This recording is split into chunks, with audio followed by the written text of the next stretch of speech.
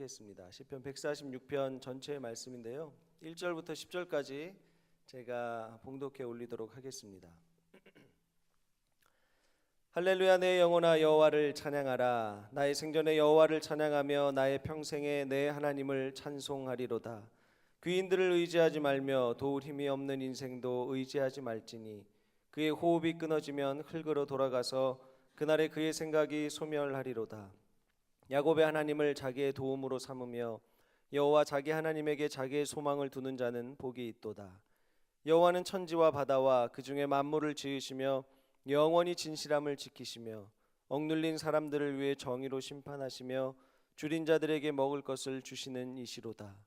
여호와께서는 갇힌 자들에게 자유를 주시는도다. 여호와께서 맹인들의 눈을 여시며 여호와께서 비굴한 자들을 일으키시며 여호와께서 의인들을 사랑하시며 여호와께서 나그네들을 보호하시며 고아와 과부를 붙드시고 악인들의 길은 굽게 하시는도다. 시온아, 여호와는 영원히 다스리시고 내 하나님은 대대에 통치하시리로다. 할렐루야, 아멘. 시편 146편 말씀입니다. 우리가 이 세상을 살다 보면요, 포기할 수 있는 것이요, 포기할 수 있겠다 하는 것들이 많이 있습니다. 믿음의 눈으로 바라봤을 때 쉽지는 않지만 어쩌면 우리가 경험하고 있는 많은 부분들을 다 포기할 수 있는 것 같다라는 생각이 듭니다. 돈도요, 중요하죠. 필요하고 원하지만 때에 따라서 포기할 수 있습니다. 그리고 명예도, 성공도, 우리의 건강이나 사람들과의 관계도 굉장히 중요하고 꼭 필요하지만 우리가 믿음의 관점에서 봤을 때 이런 것들도 포기할 수 있는 것들입니다. 물론 힘들죠. 쉽지 않습니다. 포기하지 않는 게 낫겠다라는 생각이 들 수도 있습니다. 그런데 포기할 수 있는 것들입니다.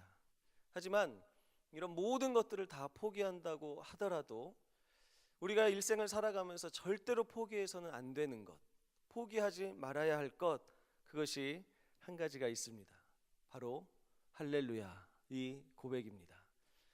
시편 146편의 시작을 보면 할렐루야로 시작을 하고 있죠. 그리고 10절 맨 마지막에 끝에도 보면 할렐루야로 끝나고 있습니다. 시작과 끝이 다 할렐루야입니다. 할렐루야의 뜻이 뭔가? 여호와를 찬양하라, 하나님을 찬양하라는 거죠. 하나님을 높여드리라. 이 선포와 고백은 하나님을 신뢰하고 하나님을 섬기고 예수님과 동행하는 모든 사람들에게는 너무나 자연스러운 선포이고 고백입니다. 하나님께 드리고 또 아멘으로 화답하고 하는 이런 살아있는 반응이 담겨있는 선포인 거죠. 할렐루야. 그래서 저는 이제 할렐루야 이런 거를 되게 이제 좋아합니다. 잘하고, 제가 어른 예배 때는 잘 안 하지만 교육부서에서는 항상 그냥 막 무조건 할렐루야 그러면 이제 아멘 화답을 하는 거죠. 할렐루야, 하나님을 찬양합니다, 찬양할지어다 하면 당연히 아멘으로 화답을 하는 겁니다.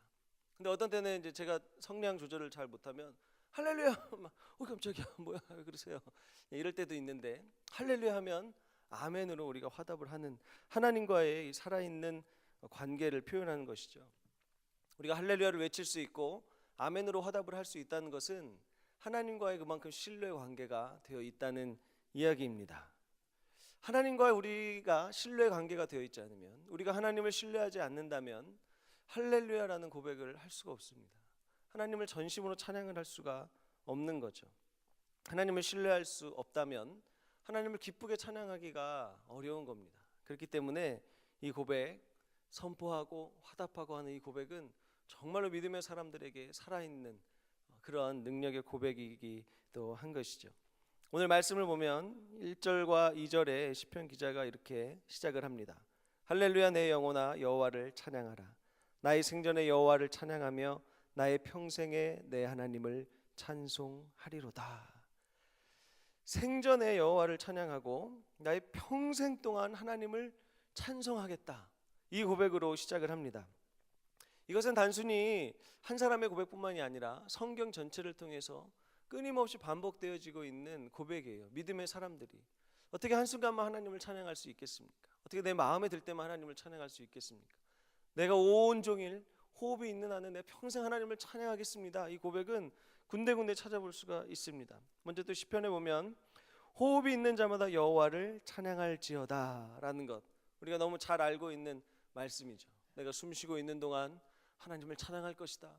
그 하나님을 찬양하라 하는 선포입니다. 또 63편에 보면 이러므로 나의 평생의 주를 송축하며 주의 이름으로 말미암아 나의 손을 들리이다. 여기도 마찬가지로 내 평생에 주님을 송축하겠다라는 믿음의 고백이 담겨져 있습니다. 104편을 보면 내가 평생토록 여호와께 노래하며 내가 살아있는 동안 내 하나님을 찬양하리로다. 내 평생 동안 내가 살아있는 한은 하나님을 찬양하겠다, 이 고백인 거죠. 마지막으로 하나 더 보면 113편입니다. 해 돋는 데에서부터 해 지는 데까지 여호와의 이름이 찬양을 받으시리로다. 시작부터 끝까지 모든 순간순간에 하나님의 이름이 높임을 받으실 것이다 라는 믿음의 선포요 고백입니다.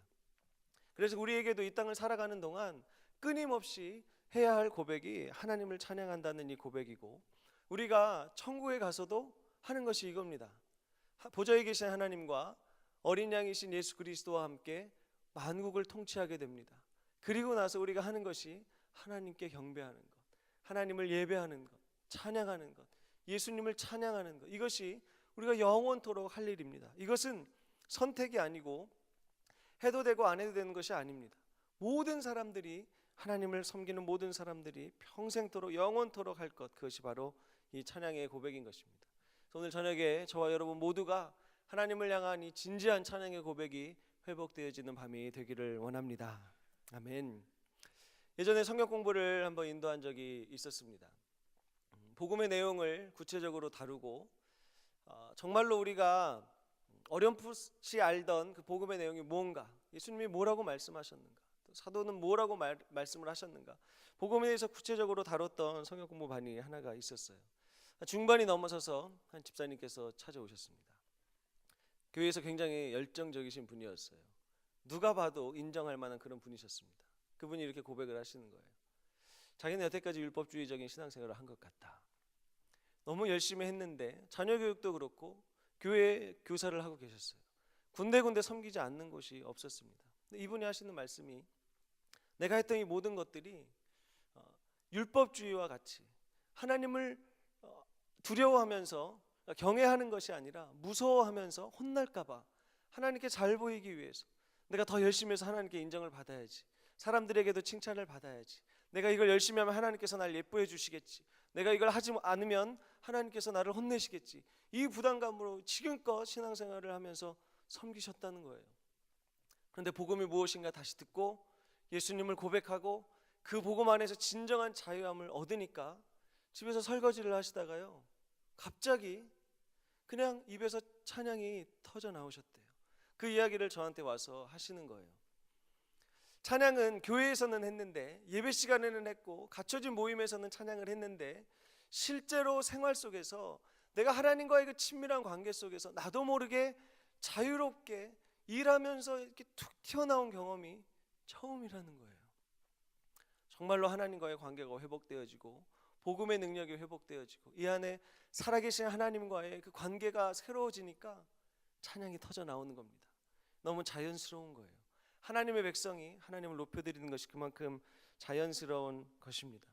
한 가지 더 기억해야 할 것은, 하나님을 향한 찬양은요, 시편의 기자들도 보면은 그냥 하나님을 찬양하는 것으로, 하나님께 감사하는 것으로 시작을 하고 있습니다. 이유가 없어요. 우리는 많은 경우에 하나님께서 나에게 무엇을 해 주셔야지 그것이 감사하기 때문에 찬양하고 하나님께 감사의 예물을 드리기도 합니다.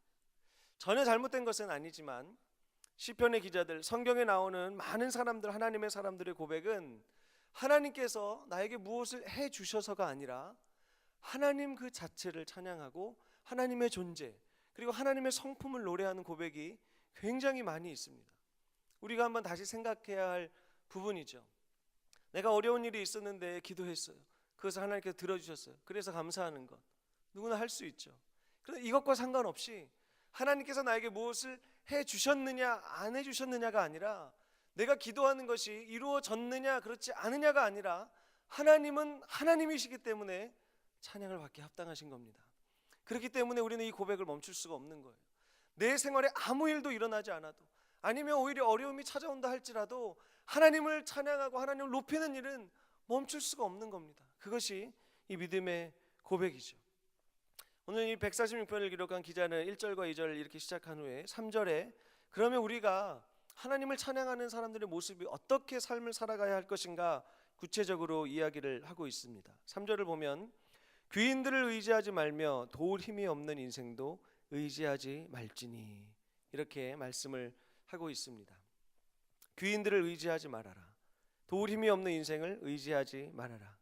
다시 말하면 통치자들, 권력을 잡고 있는 자들을 의지하지 말아라 라는 이야기예요. 도울 힘이 없는 인생은 죄로부터의 자유를 줄 수가 없기 때문에 더더욱 그렇습니다.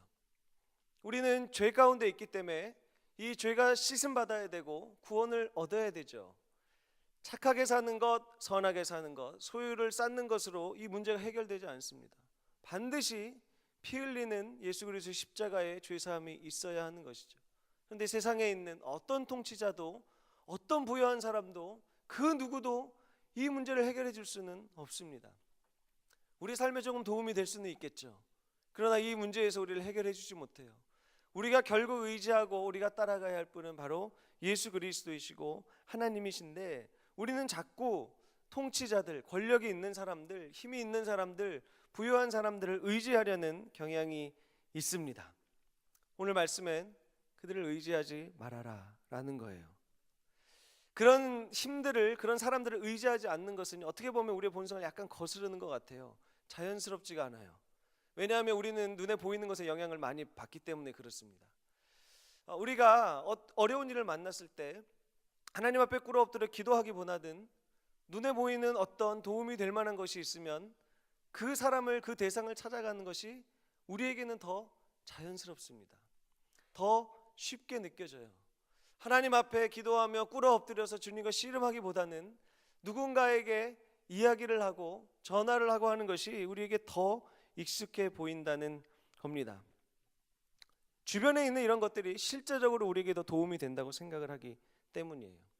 이 시편이 쓰여질 당시에도요, 유다를 다스리고 있었던 권력들, 그리고 이 당시에는 주변 나라들의 힘겨루기가 굉장히 심했잖아요.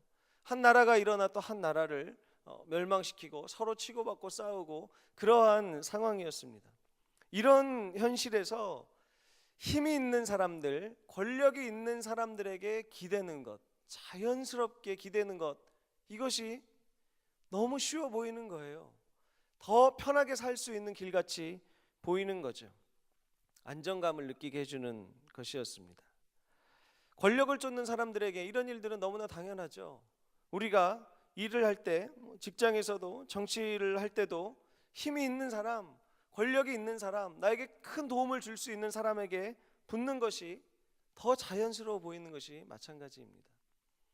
신약시대에도요, 예수님께서 살아계셨을 때, 그리고 1세기에 교회가 세워지고 사도들이 복음을 전했을 그 시기에, 그때요 모든 사회, 정치, 경제, 사회, 문화, 모든 것들이 다 로마의 황제를 숭배하도록 다 조직적으로 짜여져 있었어요.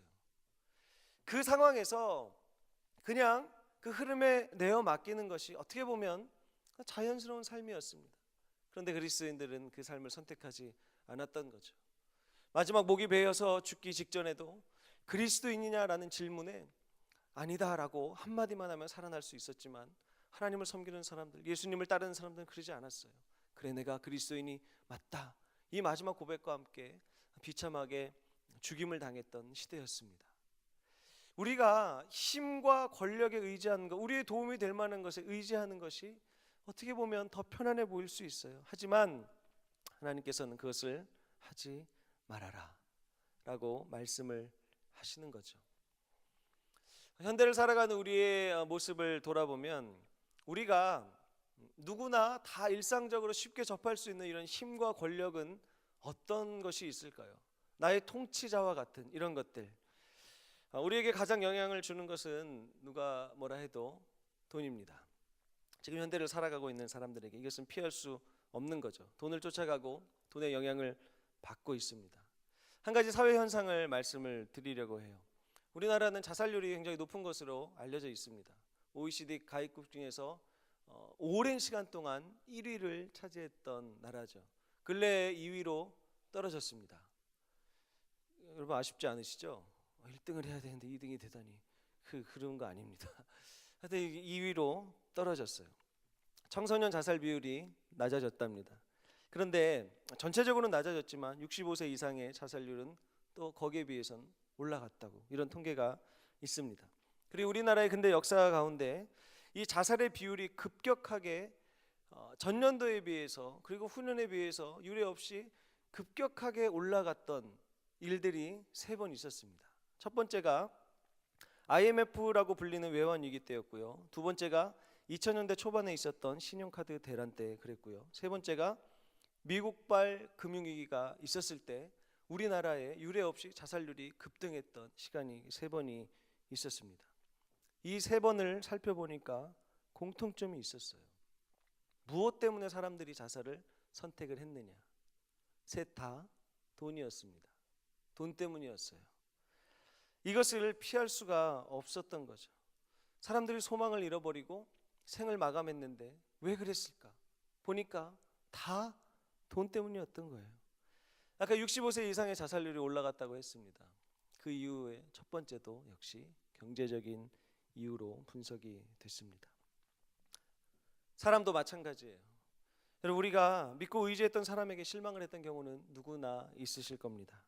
사업을 시작하거나 보증을 설 때 그 일이 잘 되지 않고 사람들이 잠적하기도 하고 서로 배신하기도 하고 뒤통수를 치기도 하고 이런 일들이 있죠. 우리를 주위를 둘러싸고 있는 환경과 상황들 어느 정도 지속될 것 같으니까 이 정도 갖고 있으면 되겠다 괜찮을 것 같으니까 지나다가 시간이 지나가고 나서 이것들이 무너지는 것들을 우리는 경험을 하게 됩니다. 그러면 당황하게 되는 거죠. 이것이 우리가 살아가는 삶의 모습이라는 겁니다. 그래서 오늘 시편 기자는 말씀을 통해서 도울 힘이 없는 인생 의지하지 말아라 라고 말씀을 하고 있는 겁니다. 이런 것들을 의지하는 순간 단순히 우리는 다른 것을 의지한다 이 차원이 아니라 하나님을 향한 신뢰를 잃어버리는 거예요. 다른 것을 의지한다, 다른 것을 신뢰한다라는 것은 다시 말하면 하나님을 더 이상 신뢰하지 못하겠다라는 말과 같습니다. 요한계시록 6장에 보면요, 땅의 임금들과 왕족들과 장군들과 부자들과 강한 자들과 모든 종과 자유인이 굴과 산들의 바위의 틈에 숨어 산들과 바위에게 말하되 우리 위에 떨어져 보좌에 앉으신 이의 얼굴에서와 그 어린 양의 진노에서 우리를 가리라. 그들의 진노에 큰 날이 이르렀으니 누가 능히 서리요 하더라. 요한계시록 4장에서 하나님께서 높임을 받으십니다. 그리고 5장에 어린 양 예수님께서 높임을 받으세요. 그리고 6장에 와서 봉에 잊었던 인이 떨어지기 시작을 하면서 하나님의 심판의 때가 시작이 됩니다. 어린 양의 진노의 날이 시작이 되는 거예요. 그때 여기에 열거된 땅의 임금들, 왕족들, 장군들, 부자들, 강한 자들 이런 사람들은 당대에 가장 안전한 신분이라고 여겨졌던 사람들입니다. 누구도 그 사람들을 건드릴 수 없다. 다른 사람들은 다 망해도 이 사람들은 망하지 않는다라는 사람들이었습니다. 그런데 하나님의 심판이 시작되어지고 어린 양의 진노가 쏟아부어질 때 이들도 그 진노를 피할 수 없었어요. 살려달라고 소리칠 수밖에 없었습니다. 다 그런 겁니다. 어떻게 할 수가 없는 거예요. 그렇기 때문에 우리는 이런 것들을 의지할 이유가 없는 것입니다. 오늘 말씀이 또 우리에게 가르쳐 주시는 거죠. 도울 힘이 없는 인생을 의지하지 말아라 라고 이야기를 해주고 있는 겁니다. 도울 힘이 없는 인생을 의지하지 않는다면 우리는 신뢰할 대상을 정해야 합니다. 그분이 바로 하나님이시죠. 하나님만을 신뢰하는 그 결단이 우리 안에 있어야 하는 것입니다. 계속해서 5절을 보면 야곱의 하나님을 자기의 도움으로 삼으며 여호와 자기 하나님에게 자기의 소망을 두는 자는 복이 있도다 라고 기록을 하고 있습니다. 야곱의 하나님으로 나의 도움을 삼는다. 그리고 하나님께만 소망을 두는 자가 복이 있다. 이 말씀. 야곱의 하나님으로 도움을 삼는다는 것이 도대체 어떤 내용일까? 야곱의 인생을 잠깐만 살펴보겠습니다. 야곱은요, 형 에서에게 갈 축복을 자기 것으로 만들려고 막 이렇게 애썼던 사람이었죠. 그리고 라헬과 결혼하려고 했는데 일이 잘 안 풀려서 14년 동안 외삼촌의 종노릇을 하기도 했습니다. 같이 지내다가 외삼촌과 그 아들들이 야곱을 향하여 안색이 변하여 이렇게 기록이 되어 있는 데가 있어요. 그 모습을 보고 야곱이 두려워서 도망가야겠다고 벌벌벌 떨고 있었습니다. 그때 하나님께서 말씀을 해주세요. 너의 고향으로 다시 돌아가라 라고 말씀을 해주시죠. 그때 재산을 챙기고 가족들을 데리고 고향으로 돌아가요. 근데 라헬이 나오면서 그냥 하나님 음성 듣고 신뢰하고 갔으면 되는데 그 외삼촌 집에서 속에다가 우상을 하나 숨겨가지고 나옵니다. 불안했던 거예요. 뭔가 의지할 하나가 필요했던 겁니다. 그것을 가지고 나오는 일들을 겪어요. 그리고 또 형이 400명을 거느리고 야곱을 쫓아온다는 이야기를 듣습니다. 이 두려움 가운데 살았던 사람이 바로 야곱입니다. 야곱의 이런 인생을 보면요, 우리 인생과 크게 다르지 않은 것 같아요. 뭐 본받아라, 너무 멋있다 이렇게 말할 수가 없습니다. 거짓말도 했고 억울한 일도 당하고 하나님을 향한 신뢰를 한결같이 지킨 것도 아니고 생명의 위협을 당할 만큼 별별 일을 다 겪죠. 우리의 모습을 돌아봐도 그렇습니다. 우리도 하나님 앞에서, 사람들 앞에서 거짓말을 할 때가 있어요. 그런 모습이 우리에게는 있습니다. 그리고 늘 하나님을 신뢰하느냐? 그럼 우리는 그렇지 않을 때도 있습니다. 전적으로 하나님만을 신뢰하고 따라가느냐? 그러지 못할 때가 우리 안엔 있죠. 우리도 억울한 일을 당하기도 하고요. 또 반대로 다른 사람을 억울하게 만들기도 합니다. 사랑하지 못하기도 하고 나의 이익 때문에 다른 사람을 어렵게 만들고 손해를 끼치기도 하는 것이 우리의 모습입니다. 야곱의 삶은 연약한 삶이었어요. 우리의 삶도 마찬가지입니다. 그런데 그 야곱에게 하나님께서 뭐라고 약속을 해주시는가? 창세기 28장 15절에 보면 이렇게 기록이 되어 있습니다. 내가 너와 함께 있어 내가 어디로 가든지 너를 지키며 너를 이끌어 이 땅으로 돌아오게 할지라. 내가 내게 허락한 것을 다 이루기까지 너를 떠나지 아니하리라. 하나님께서 야곱에게 주신 약속이었습니다. 내가 널 떠나지 않겠다. 잘해서가 아니라 연약한 가운데 있는 한 영혼에게 하나님께서 말씀해 주시는 거예요. 내가 널 떠나지 않을 것이다. 야곱도 그의 어려운 인생을 이렇게 겪으면서 하나님께 앞에서 고백을 하는 말이 창세기 31장에 기록이 되어 있습니다. 그러할지라도 내 아버지의 하나님은 나와 함께 계셨느니라. 하나님이 야곱에게 함께 해주신다고 약속을 해주셨고 함께 해주셨고 야곱이 그것을 알고 하나님이 나와 함께 하셨다라고 고백을 하는 것. 이것이 야곱의 삶이었습니다. 한없이 연약하고 실수투성이인 한 사람에게 때로는 치사하기도 했고 두려움 속에서 헤어나오지 못하는 한 사람에게 하나님의 신실하심으로 보호해 주시고 동행해 주신 하나님이 바로 야곱의 하나님이고 저와 여러분의 하나님이십니다. 시편 기자는 그 하나님을 도움으로 삼으라라고 말을 하고 있는 겁니다. 그 하나님께 소망을 두는 자가 복이 있다라는 것이죠. 하나님께 소망을 두신 여러분들 되시기를 축원합니다. 아멘. 하나님께 소망을 두면요, 하나님이 원하시는 방향으로 가게 되어 있습니다. 하나님께 소망을 두면 때로는 우리가 하던 일을 더 열심히 할 수도 있지만 우리 직업이 바뀌기도 해요. 하나님께 소망을 두면 우리가 지금까지 했던 돈의 씀씀이와 돈의 용도가 바뀌기도 합니다. 하나님께 소망을 두면 우리 남은 인생의 계획이 지금까지 해오지 않았던 것으로 바뀌는 일도 생기는 거예요. 오늘 이 시편 말씀은 이것이 복이 있다라는 겁니다. 그리고 6절과 10절 계속해서 하나님이 어떤 분이신가를 노래하고 있습니다. 6절부터 보면 평소 안 먹던 저녁을 먹었더니 교회에서 저녁 드신 분들 계시죠? 너무 다양한 게 나와가지고 6절부터 보면 여호와는 천지와 바다와 그 중의 만물을 지으시며 영원히 진실함을 지키시며 억눌린 사람을 위해 정의로 심판하시며 줄인 자들에게 먹을 것을 주시는 이시로다. 여호와께서는 갇힌 자들에게 자유를 주시는도다. 여호와께서 맹인들의 눈을 여시며 여호와께서 비굴한 자들을 일으키시며 여호와께서 의인들을 사랑하시며 여호와께서 나그네들을 보호하시며 고아와 과부를 붙드시고 악인들의 길은 굽게 하시는도다. 시온아, 여호와는 영원히 다스리시고 내 하나님은 대대에 통치하시리로다. 할렐루야. 아멘. 하나님의 완전하심을 노래하고 있습니다. 구석구석 이 세상이 시작될 때부터 모든 순간순간, 창조의 모든 순간순간, 그리고 이 세계를 보존하고 계시는 모든 순간순간 하나님을 빼놓고는 말할 수 없다. 그리고 그 하나님께서 연약한 자들을 돌보시고 실패자와 같이 보일 만한 그 한 영혼도 돌보시며 변함없이 함께 하시는 그 하나님의 사랑이 여기에 있다라고 신실하신 하나님을 노래하고 있는 것이 마지막 6절부터 10절까지의 말씀입니다. 저와 여러분도 이 하나님만을 더욱 신뢰하기를 원합니다. 다른 것은 다 끝이 나죠. 다 없어지는 겁니다. 그런데 하나님을 신뢰하는 것, 이것은 변함이 없는 겁니다. 왜냐하면 하나님께서 변하지 않으시기 때문입니다. 하박국 선지자는 이렇게 고백을 합니다. 3장 17절에 보면 비록 무화과 나무가 무성하지 못하며 포도나무에 열매가 없으며 감람나무에 소출이 없으며 밭에 먹을 것이 없으며 우리의 양이 없으며 외양간에 소가 없을지라도 나는 여호와로 말미암아 즐거워하며 나의 구원의 하나님으로 말미암아 기뻐하리로다. 아멘. 이 고백을 우리는 잘 알고 있습니다.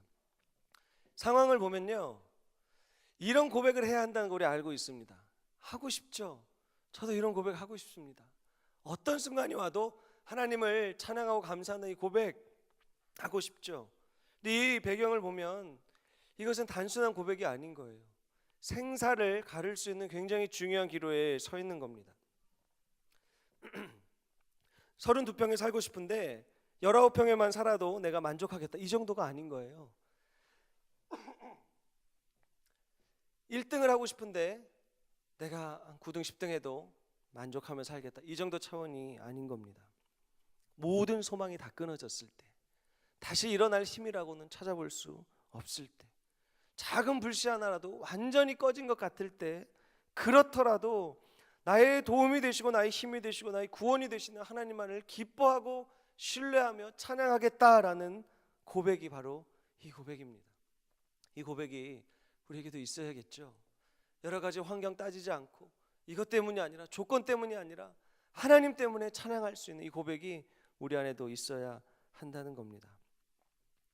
예수님이 십자가에 죽으시고 부활하시기 전에 제자들이 예수님께서 언제쯤 한자리 하실까, 이런 것들을 궁금해했던 적이 있었어요.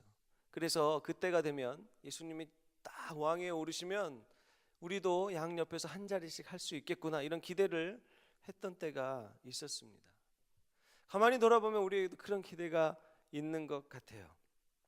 힘 있는 사람에게 더 의지를 하고 싶고, 나에게 도움을 줄 수 있는 사람을 더 찾아가고 싶고, 눈에 보이는 것에 더 영향을 받고 하나님보다는 그런 것들을 더 찾아다니고 그 옆에 서 있으려고 하는 모습이 우리 안에도 있습니다. 그러나 이런 모든 것들, 도울 힘이 없는 인생 다 없어진다는 것, 마지막에 호흡이 끊어지면 흙으로 돌아가서 다 소멸해 버릴 것들입니다. 오늘 이 밤에 우리가 그런 것들을 다 잊어버리고 하나님을 향한 온전한 신뢰함이 회복되어지는 은혜가 있기를 원합니다. 사도 바울도 이렇게 말을 했습니다. 골로새서 3장에 보면 그러므로 너희가 그리스도와 함께 다시 살리심을 받았으면 위의 것을 찾으라. 거기는 그리스도께서 하나님 우편에 앉아 계시느니라. 위의 것을 생각하고 땅의 것을 생각하지 말라.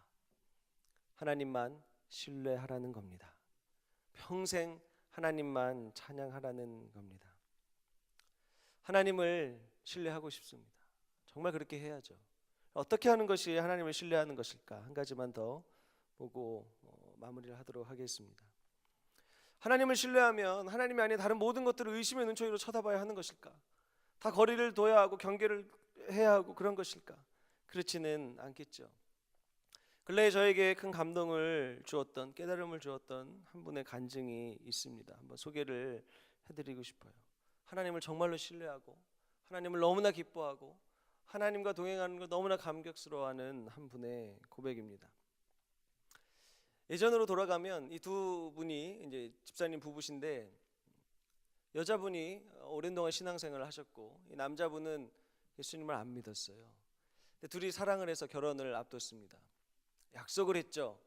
이제 이 여자분께서 남자에게 결혼을 하는 조건이 있다. 예수님을 믿어야 한다. 교회에 나와야 한다. 신앙생활을 같이 해야 한다. 남자가 뭐라고 대답했을까요? 그렇게 하겠다. 약속을 했습니다. 그렇게 해서 결혼을 했죠. 결혼을 한 다음에 어떻게 됐을까요? 이 남자가 교회에 나왔을까요? 안 나왔습니다. 결혼을 그렇게 해서 했는데 신앙생활을 하지 않은 거예요. 하나님을 왜 믿어야 하느냐? 그것은 결혼을 하기 위한 거였지 실제 마음이 아니었다. 이렇게 돼버린 겁니다. 그러다가 어느 날 하던 일이 어려워지기 시작을 했어요. 경제적으로 큰 어려움을 겪습니다. 그리고 나서 이 아내 되는 분이 몸에 심한 병을 얻게 돼요. 모든 게 다 무너졌습니다. 가정이 다 무너진 것 같아요. 아이들도 있는데 경제적으로도 어려워졌죠. 아내가 그렇게 하나님을 잘 섬기는 아내가 병이 들어버렸어요. 그래서 이 남자분이 그때부터 매일매일 술로 보내기를 시작을 했습니다. 술로 하루하루를 보내면서 하나님을 욕하고 도대체 이게 뭔가, 왜 이런 일이 있는가 한탄을 하며 지내다가 어느 날 아내가 예전부터 그렇게 말했던 예수님을 믿어보자는 그 한마디가 떠올랐대요. 그래서 술이 취한 상태로 그냥 교회로 발걸음을 옮긴 거예요. 예배 시간에 예배에 들어왔습니다. 여기에 은혜가 있었어요. 하나님께서 그 영혼을 만나 주셨습니다. 예배 가운데서 그 영혼을 만나 주셔서 그 영혼이 통곡을 하면서 하나님께 돌아왔고, 그때부터 그 영혼이 회복되어지기 시작을 하는 거예요. 그러면서 그 감격을 간증을 하는 거예요. 지금 그런 어려운 일을 겪었는데 자기가 하나님과 동행하는 이 감격과 기쁨이 너무 크다. 늘 하나님을 찬양하는 것, 늘 하나님을 찬송하는 것, 하나님의 이름을 높여드리는 것, 이것이 나에게 힘이고 너무나 감격스럽다. 그리고 나서 이야기를 쭉 하시는데 그 뒷부분에 제가 감동을 받았습니다. 왜냐하면 일반적으로 우리가 간증이라는 것은 어려운 일이 있을 때 하나님 이것을 해결해 주셨어요, 이게 간증이잖아요. 일반적으로. 그분의 간증은 달랐어요. 얘기를 들어보니까 경제적인 어려움이 여전히 풀리지가 않았습니다. 그 아내분이 병든 것 낫지 않았어요. 여전히 병에 걸려 있습니다. 그럼에도 불구하고 하나님을 만나고 하나님께서 나를 자녀 삼아주시고 지금 우리 온 가족이 함께 예배드릴 수 있는 것, 내가 하나님의 이름을 찬양하고 하나님과 동행할 수 있는 것, 이것이 너무나 감격스럽다고 고백하는 그분의 고백을 들었습니다. 이것이 바로 시편 146편이 말하는 삶이 아닐까 싶습니다. 언제나 하나님을 찬양하는 거예요. 문제가 해결돼서 찬양하는 게 아니라 하나님이시기 때문에 찬양을 하는 겁니다. 하나님은 하나님이시기 때문에 우리는 당연히 찬양을 해야 하는 것이죠. 우리의 시선을, 우리의 관점을 새롭게 했으면 좋겠습니다. 우리에게 문제가 있을 때 하나님은 문제를 해결해 주셔야 되고, 우리가 도움이 필요할 때 하나님 우리를 도와주셔야 되고, 물론 하나님 그렇게 하시죠. 그런데 하나님을 그냥 이런 하나님으로만 전락을 시켜버리면 그 문제가 해결되지 않았을 때 우린 찬양을 할 수가 없는 거예요. 예배가 제대로 드려지지 않는 겁니다. 그런데 그것이 아니라 하나님을 우리의 온전한 예배의 대상으로, 나를 만드신 하나님으로, 나의 아버지로, 나의 예배의 대상으로 하나님을 신뢰하고 하나님을 따라가면 우리는 하나님께서 행하시는 감격스러운 일들을 맛볼 수가 있고, 조건과 환경에 상관없이 하나님을 찬양하는 그 감격을 맛볼 수가 있는 겁니다. 문제가 해결되어야지만 하나님을 찬양할 수 있다면 이게 얼마나 메마른 삶입니까? 우리가 할 수 있는 말, 어려움이 닥치면 하나님이 살아계신 건 맞느냐 고작 하는 이야기가 이런 이야기밖에 하지 못하게 되는 것이죠. 그러나 하나님은 찬양받기에 합당하신 분이십니다. 우리가 하는 것과 상관없이 하나님이 계신 그 자체만으로 합당하신 분이라는 거죠. 그 하나님을 온전히 고백하며 높여드리는 것이 바로 이 시편 146편의 고백이고, 우리가 평생 살아가야 할 고백이어야 하는 것입니다. 우리 기도하는 마음으로 시편 146편을 1절부터 10절까지 한번 같이 읽었으면 좋겠습니다. 내가 진짜 하나님께, 주님 제가 이 마음을 주님께 고백합니다. 우리 한 절씩 천천히 읽으면서, 주님 이것이 저의 기도입니다, 주님 저의 고백이 바로 이 고백입니다, 우리 이 마음으로 1절부터 10절까지를 한번 같이 읽겠습니다. 시작. 할렐루야. 내 영혼아 여호와를 찬양하라. 나의 생전에 여호와를 찬양하며 나의 평생에 내 하나님을 찬송하리로다. 귀인들을 의지하지 말며 도울 힘이 없는 인생도 의지하지 말지니 그의 호흡이 끊어지면 흙으로 돌아가서 그날에 그의 생각이 소멸하리로다. 야곱의 하나님을 자기의 도움으로 삼으며 여호와 자기 하나님에게 자기의 소망을 두는 자는 복이 있도다. 여호와는 천지와 바다와 그 중에 만물을 지으시며 영원히 진실함을 지키시며 억눌린 사람들을 위해 정의로 심판하시며 줄인 자들에게 먹을 것을 주시는 이시로다. 여호와께서는 갇힌 자들에게 자유를 주시는도다. 여호와께서 맹인들의 눈을 여시며 여호와께서 비굴한 자들을 일으키시며 여호와께서 의인들을 사랑하시며 여호와께서 나그네들을 보호하시며 고아와 과부를 붙드시고 악인들의 길은 굽게 하시는도다. 시온아, 여호와는 영원히 다스리시고 내 하나님은 대대 통치하시리로다. 할렐루야. 아멘. 기도하겠습니다. 살아계신 하나님 아버지, 찬송과 존귀와 영광을 받기에 합당하신 하나님 아버지,